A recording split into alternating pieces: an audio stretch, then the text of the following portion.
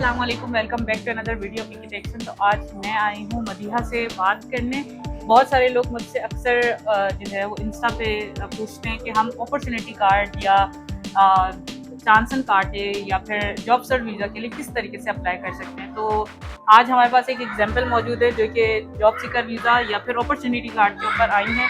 तो हम उनसे डिटेल हासिल करेंगे वो किस तरीके से आई और उनका प्रोसेस कैसा था। अस्सलाम वालेकुम। वालेकुम अस्सलाम, थैंक यू अरू। सबसे पहले आप बताइएगा कि आप किस शहर से आई हैं जर्मनी? तो अरू, जैसा है कि मैं लाहौर से मेरा ताल्लुक है और हमारी जो एप्लीकेशन है वो इस्लामाबाद जर्मन एम्बेसी से पुट अप हुई थी। अच्छा, आप मुझे ये बताना चाहेंगे कि आपका जो प्रोसेस है वो कितने टाइम में जो है वो एग्जीक्यूट हुआ? लाइक फॉर एग्जांपल कराची से बहुत जल्दी हो जाता है अपॉर्चुनिटी कार्ड या फिर job search process time appointment बहुत जल्दी आ जाता है, तो आपको कितना टाइम लगा?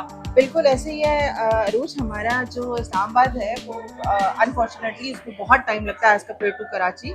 नवंबर 2021 में ओके। और उसके बाद उस वक्त इट वाज वेरी इजी। आपने सिर्फ अपना पासपोर्ट नंबर डाल दिया, अपना नाम डाल दिया, अपना प्रोफेशन डाल दिया, and that's it. That was the only process. और मैंने और मेरे हस्बैंड ने इकट्ठे अप्लाई किया था और हम दोनों की सेपरेट एप्लीकेशन थी। Like it was not a family reunion और डिपेंडेंट वीजा। हम दोनों ने अपनी अलग-अलग लाइक। और इनिशियली हमें जो वेबसाइट पे नोटिफिकेशन आया था वो क्या था कि 4 मंथ्स के अंदर अंदर हमें कोई ना कोई रिस्पॉन्स आ जाएगा। So it was started in November 2021। 4 महीने, 6 महीने, साल गुजर गया और हमें कोई रिस्पॉन्स नहीं लगा था और सब कुछ। And then suddenly out of nowhere December 23 में एक ईमेल रिसीव होती है। और लकी नहीं, आप ये देखें हमारी किस्मत अल्लाह की तरफ से कि हम दोनों का इकट्ठे ही ईमेल्स रिसीव हुए।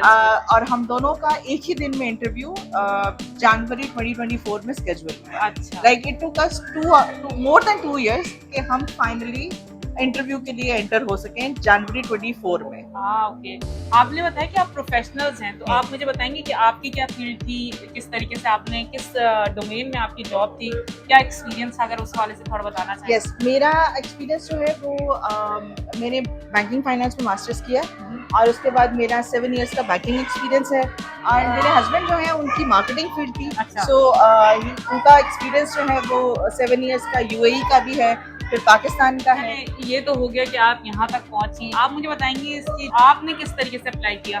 स्पॉन्सरशिप लेटर या ब्लॉक अकाउंट? नहीं, हम लोगों ने ब्लॉक अकाउंट पे किया था। अच्छा, ब्लॉक अकाउंट ये होता है कि वो आपको एक स्पेसिफिक अमाउंट जो है वो बता देते हैं कि आपने पर मंथ जितना आपका यहाँ पे खर्चा होगा, रहने का, खाने पीने का, एक ओवरऑल एक अमाउंट होती है जिसको वो मल्टीप्लाई बाय 6 मंथ्स और 1 ईयर करते हैं। अब थोड़ा सा प्रोसेस चेंज है, अब बल्कि थोड़ा सा नहीं, अब तो जब अपॉर्चुनिटी कार्ड का बहुत ही ज़्यादा चेंज हो गया है।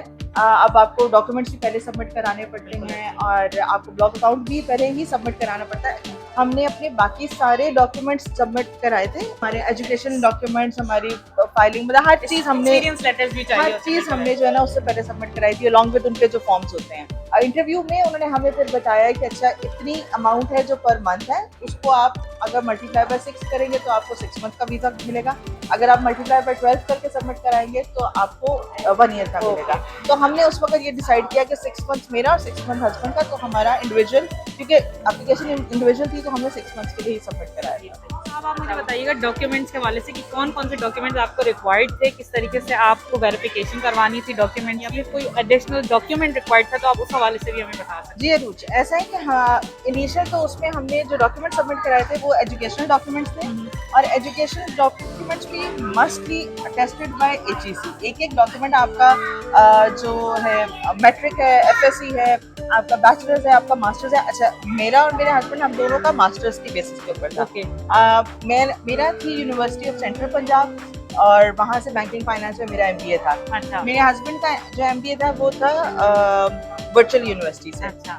टेस्टेड डॉक्यूमेंट्स तो लगाने थे, लेकिन साथ ही साथ आपकी यहाँ पे जर्मन में अराबियन डेटाबेस से आपकी अपनी डिग्री की वेरिफिकेशन भी साथ आपको लगानी थी। मेरे हस्बैंड के केस में ये था कि उनके जो बैचलर्स डिग्री थी इंपीरियल यूनिवर्सिटी लाहौर से, वो अराबियन में मौजूद नहीं थी, लेकिन उनकी जो इसकी थी मास्टर्स की वर्चुअल यूनिवर्सिटी की डिग्री वो मौजूद थी। वो मुझे अटेस्टेड डॉक्यूमेंट्स भेजते और फिर मैं वो सबमिट कराती तो मेरा वीजा लगता। ज़ैप और मेरे हस्बैंड के केस में ये था कि चूंकि उनका मास्टर्स मौजूद था, सो उन्होंने अपना मास्टर्स लगा दिया, मैंने अपना बैचलर्स का लगा दिया। और मास्टर ये था कि मैंने चांस लिया था कि हो सकता है मेरे बैचलर्स के केस पे अगर उन्होंने ओके करना हुआ तो वो कर देंगे, और अगर उन्होंने मुझे कहा कि मास्टर्स का चाहिए तो मैं मास्टर्स के लिए कर दूंगी।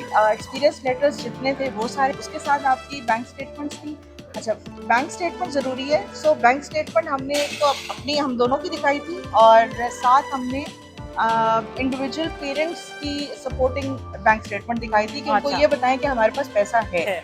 और उनका एक स्पॉन्सरशिप लेटर था कि हाँ, जब आप अमाउंट चाहिए होगी जो भी ज्यादा, क्योंकि हमारे अकाउंट अमाउंट के लिए जब रिक्वायर्ड होगा तो हम किस तरीके से पैसे आपको शो कर सकते हैं। एग्जैक्टली। सो हमने इनको ये शो किया था कि हमारे पास पैसा है। ब्लॉक अकाउंट ओपन करने की जो कंफर्मेशन थी वो हमने जरूर सबमिट कराई थी कि हमने ये अकाउंट जो है वो ओपन कर दिया। एक और बहुत इम्पोर्टेंट चीज जो कि मैं इसके ऊपर बहुत एम्फसाइज करूंगी, चांसन कार्डे के केस में ये होता है कि इनकी एक रिक्वायरमेंट ये होती है कि आपने जितनी जॉब्स अप्लाई की हैं वो सारी की सारी जॉब्स के एविडेंसेस भी आपने, वुड यू बिलीव, हमने डेली बेसिस पे 20-30 जॉब्स अप्लाई की थी। हम हर फील्ड में हमने अप्लाई किया। इनिशियल स्टेजेस में जहाँ जहाँ हमें लिंक्डइन पे, हमें स्टेपस्टोन के ऊपर, आपका इंडीड के ऊपर, जहाँ जहाँ हमें जो वेबसाइट्स मिली हमने वहाँ एप्लीकेशंस पुट अप की, और हमने वो सारी की सारी एप्लीकेशंस प्रिंट आउट करके हमने वो सबमिट कराई थी। अच्छा, एक और इंटरेस्टिंग चीज मेरे साथ ये हुई कि जिस दिन मेरा इंटरव्यू था उससे जस्ट एक रात पहले मुझे यहाँ की एक फाइनेंशियल कंपनी से इंटरव्यू कॉल भी आ गई। जर्मनी की कंपनी। सो मेरा एक रात पहले ही उस कंपनी के साथ ऑनलाइन इंटरव्यू हुआ था।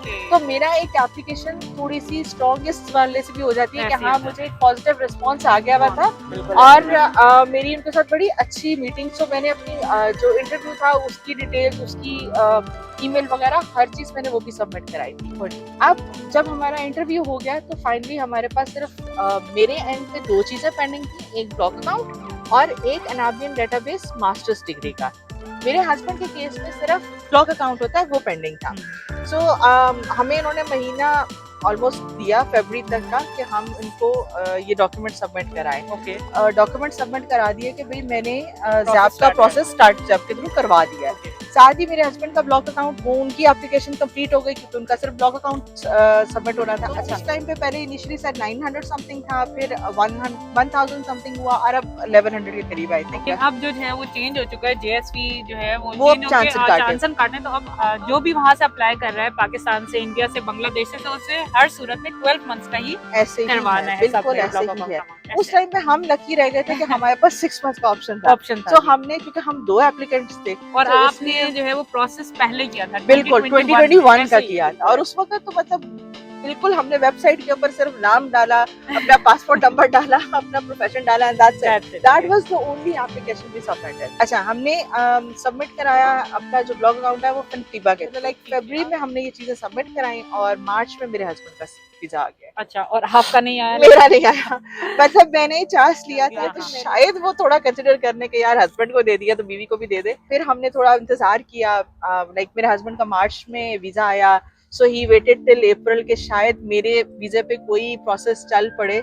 नहीं हुआ तो ही हैड टू कम, क्योंकि वो वीजा एक्सपायर होने के लिए होता है। Exactly, वो 6 मंथ्स का टाइम हो, दैट्स वेरी क्रूशियल। बस फाइनली अपना डॉक्यूमेंट आ गया, और ब्लॉक अकाउंट मेरा वैसे ही चल रहा था। जुलाई में जब मैंने उनको ये डॉक्यूमेंट सबमिट कराया तो मुझे एम्बेसी ने रिप्लाई बैक पे मुझसे पूछा, आपने रहना कहाँ है, अपनी जो भी, अगर आप किसी के साथ आप घर ले रहे हो या आप होटल बुकिंग करा रहे हो, जो कुछ भी आपने वो सबमिट कराना है, आपने किस डेट को ट्रैवल करना है, आपने उसका टिकट सबमिट कराना है, आपने कितनी जॉब्स इस अरसे में अप्लाई की हैं, जो 3 महीने 3.5 महीने का मेरा इंतजार था, मैंने सो मुझे वो भी प्रूफ देना था। तो मैंने सारे डॉक्यूमेंट सबमिट कराए, एंड फाइनली अगस्त में मुझे वीजा मिल गया। और आप यहाँ आ गई? मैं यहाँ आ गई। मैं विदिन जिस दिन मेरा वीजा स्टार्ट हुआ उसके अगले दिन मैं यहाँ। Thank you Madiha, thank you so much. आपने हमें इतना इन्फॉर्म किया अपॉर्चुनिटी कार्ड के हवाले से। हम आपसे और बात करेंगे मज़ीद अपॉर्चुनिटी कार्ड के हवाले से। तो स्टे ट्यून। अगर आपको ये वीडियो पसंद आई तो प्लीज सब्सक्राइब माय चैनल। अपने जो भी क्वेश्चन है वो आप हमसे इंस्टा पे पूछ सकते हैं। Bye bye.